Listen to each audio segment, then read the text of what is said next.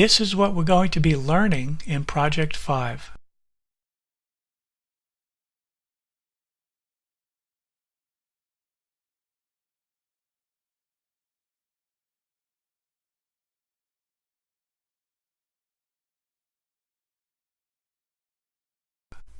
In Project 5, we're going to create an anagram game while learning all about closures and booleans.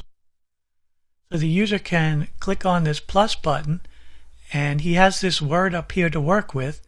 There are 12,000 words in this project, and this word, he's got to try to find other words inside of it. And I could see one word called cured in there, and then the user types it in and submit, and that gets placed into the table view.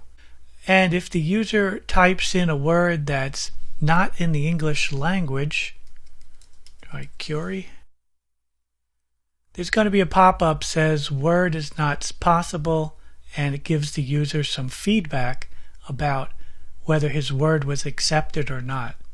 And we're going to use some interesting methods to do that. One method will check if the word is possible.